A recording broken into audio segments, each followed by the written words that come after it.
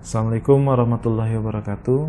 Video kali ini akan membahas mengenai sabuk atau belt drive. Jadi belt drive itu adalah digunakan untuk mentransmisikan tenaga dari satu penggerak menuju penggerak lainnya. Kita contohkan sebagai mesin. Jadi pada mesin itu menghasilkan tenaga atau power berupa gerak putar. Kemudian gerak putar tersebut harus dimanfaatkan. Misalnya digunakan untuk memutar pompa atau memutar kompresor, atau juga untuk memutar generator sehingga bisa menghasilkan energi listrik. Antara mesin dengan pompa, kompresor atau generator tersebut otomatis harus disalurkan tenaganya. Jadi salah satu cara untuk menyalurkan tenaganya itu adalah dengan menggunakan belt drive. Metode lainnya adalah dengan menggunakan rantai, menggunakan poros, atau juga dengan menggunakan roda gigi. Belt adalah komponen pemindah tenaga yang fleksibel dan dipasang pada satu set puli. Jadi belt atau sabuk ini itu ada pasangannya, yaitu puli. Ini dibutuhkan dua buah puli. Satu puli dipasangkan pada mesin atau penggerak utama, kemudian satu puli dipasangkan pada mesin yang digerakkan. Kita misalkan pada pompa, jika pompa itu digerakkan oleh motor listrik, berarti satu puli dipasangkan pada motor listrik dan satu puli dipasangkan pada pompa. Antara kedua puli tersebut dipasangkan belt atau rantai. Rasio kecepatan antara driving penggerak dan driving shaft tergantung dari rasio puli.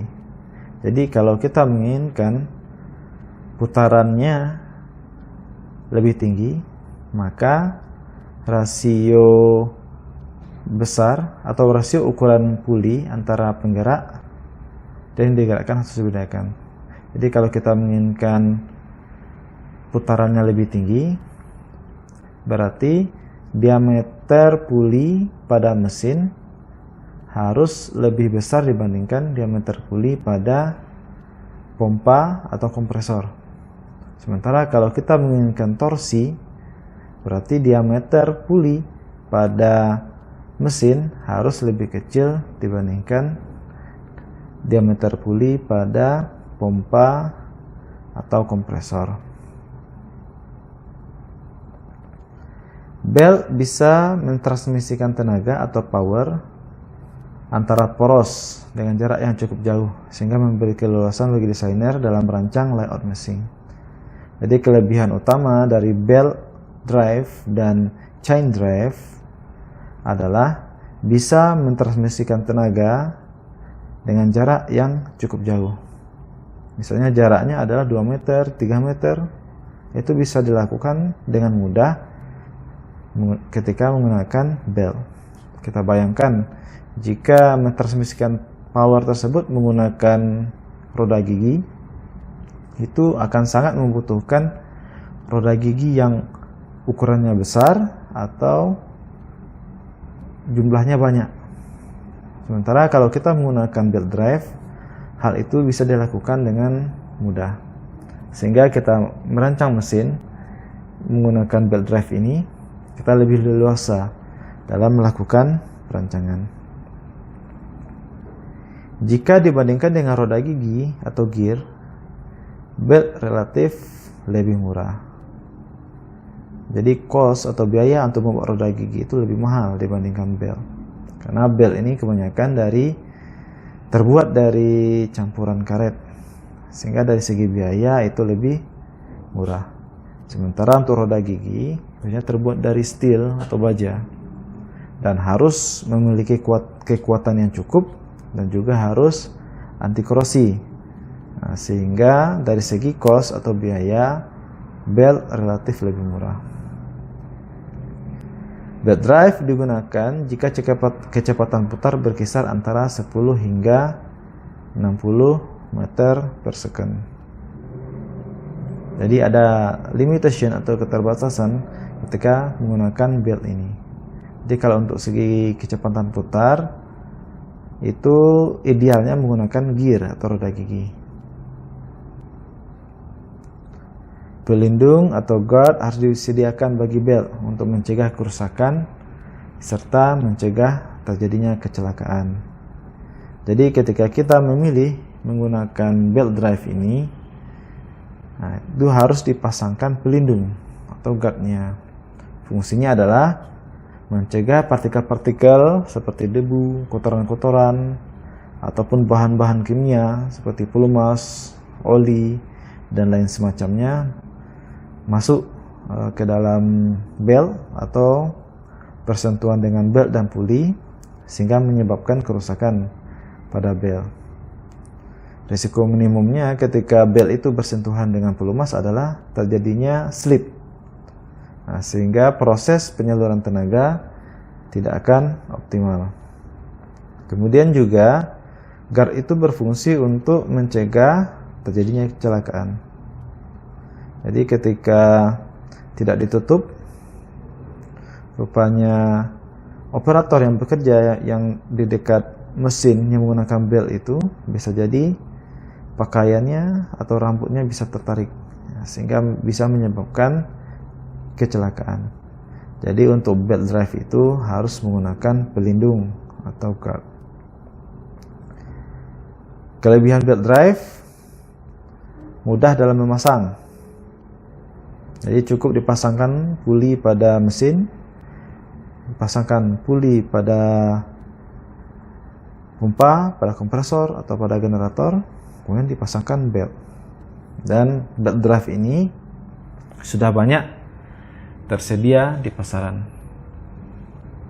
Jadi pada materi elemen mesin mengenai belt drive ini, kita akan belajar mengenai bagaimana cara memilih belt yang tepat sesuai dengan kebutuhan. Kemudian tidak membutuhkan banyak perawatan. Kelebihan berikutnya adalah memiliki reliabilitas tinggi, jadi bisa diandalkan. Kalau untuk perawatan, belt itu lebih hemat dalam perawatan. Yang penting dia ditutup oleh pelindung dan terjauh dari bahan-bahan kimia atau panas yang berlebihan, maka belt drive tersebut akan awet. Kelebihan berikutnya adalah bisa digunakan pada penggerak non paralel. Jadi jika antara mesin dan yang akan digerakkan itu tidak sejajar atau paralel, bisa dilakukan menggunakan belt drive ini. Jadi lebih fleksibel, kecepatan transmisi yang tinggi. Jadi dari ketika mesinnya berputar, maka yang digerakkan bisa langsung berputar. Kekurangan belt drive, kapasitas penyaluran tenaga yang terbatas. Jadi belt drive ini itu tidak bisa menyalurkan tenaga yang terlalu tinggi atau putarannya yang terlalu tinggi. Kurang kompak dibandingkan roda gigi dan rantai. Berikutnya, rentan untuk rusak disebabkan pengaruh lingkungan seperti terkontaminasi oleh pelumas. Jadi untuk belt drive ini jangan terkontaminasi oleh pelumas, karena ketika dia terkontaminasi oleh pelumas biasanya akan menyebabkan belt itu rusak atau getas. Minimalnya adalah terjadinya slip, karena pelumas itu menyebabkan licin pada permukaan belt, sehingga belt itu dalam menyalurkan tenaga tidak akan optimal. Kekurangan berikutnya adalah getaran dan beban kejut bisa merusak belt. Jadi ketika kita memakai belt, usahakan tidak ada getaran dan tidak ada beban kejut. Ini adalah contoh belt drive dan chain drive. Sebelah kiri ini adalah belt, di mana belt ini adalah belt membutuhkan dua buah puli. Ini ada puli penggerak dan ini adalah puli yang digerakkan. Ya, ini adalah rantai rantai itu pasangannya adalah sprocket. Ada driving sprocket dan ada driven sprocket. Driving sprocket adalah sprocket penggerak dan driven sprocket adalah sprocket yang digerakkan. Ini adalah jenis-jenis belt. Jadi belt itu ada jenisnya belt datar atau flat belt, kemudian ada yang V-belt, ada wedge belt, ada synchronous belt, kemudian ada poly V-belt. Penjelasan mengenai belt-belt ini akan kita bahas berikutnya. Ini adalah konfigurasi belt drive. Kalau secara normalnya arah putaran antara penggerak dan yang digerakkan itu searah. Jadi ketika ini pada mesin bergeraknya searah jarum jam, maka pada yang digerakkan seperti pada pompa, kompresor, generator, arahnya juga searah jarum jam. Kalau konfigurasinya seperti ini, itu arahnya berlawanan. Ini adalah contoh aplikasi dari belt drive yang banyak digunakan pada mesin perkakas, contohnya pada mesin bubut atau mesin milling. Jadi kalau kita menginginkan putarannya lebih tinggi atau powernya lebih tinggi, dengan mengkombinasikan belt pada puli-puli ini. Misalkan di pada posisi ini, kita anggap yang sebelah kiri adalah mesin, yang sebelah kanan adalah yang digerakkan. Berarti yang kalau kita menginginkan torsinya lebih tinggi, berarti diameter pada yang sebelah kiri ini harus lebih kecil dibandingkan yang sebelah kanan. Sementara kalau kita menginginkan speed, berarti yang sebelah kiri ini diameternya harus lebih besar dibandingkan yang sebelah kanan. Jadi pada mesin bubut atau mesin milling atau mesin drilling yang masih konvensional, untuk mengubah kecepatan dari spindle itu dilakukan dengan merubah-rubah pemasangan belt dan puli pada mesin tersebut. Ini adalah flat belt, memiliki kekuatan yang tinggi. Jadi dibandingkan dengan yang lain, flat belt ini adalah jenis belt yang memiliki kekuatan yang tinggi. Kemudian dapat digunakan untuk rasio kecepatan yang besar, 8:1. Jadi misalkan penggeraknya ini ukurannya 10 cm, berarti untuk yang digerakkan bisa ukurannya 80 cm. Jadi rasionya itu bisa sangat besar. Contohnya, kemudian biaya puli yang murah, kemudian menghasilkan suara yang senyap atau low noise level, baik dalam menyerap torsional vibration,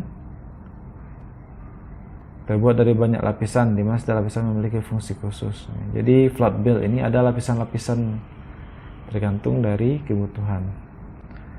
Contoh aplikasi pada flat belt itu adalah pada conveyor. Jadi kalau kita ke bandara, kita menunggu bagasi, nah itu adalah contoh dari conveyor. Itu menggunakan belt yang jenisnya adalah flat belt.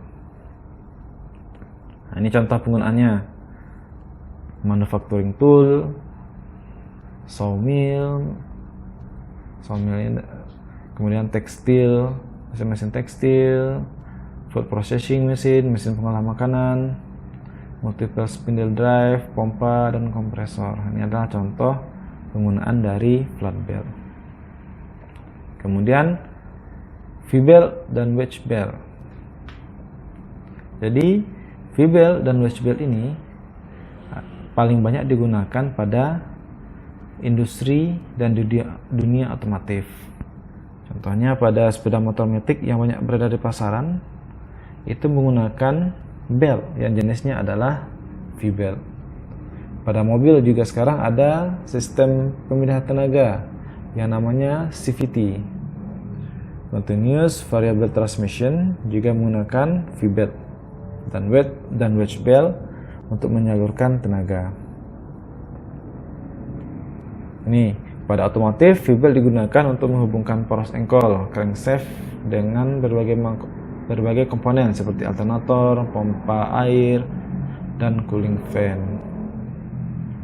Jadi untuk menggerakkan pompa air, menggerakkan kipas pendingin, menggerakkan alternator pada mesin, itu dihubungkan dengan menggunakan belt. Jadi ada beberapa puli pada mesin tersebut. V-belt juga digunakan untuk berbagai keperluan, mulai dari peralatan rumah tangga hingga heavy duty rolling machine. Jadi aplikasinya sangat banyak. Ini adalah klasik V-belt, ini adalah wedge belt. Jadi konstruksi utama dari V-belt dan wedge belt itu hampir sama, tetapi pada wedge belt ini adalah lebih narrow dibandingkan V-belt.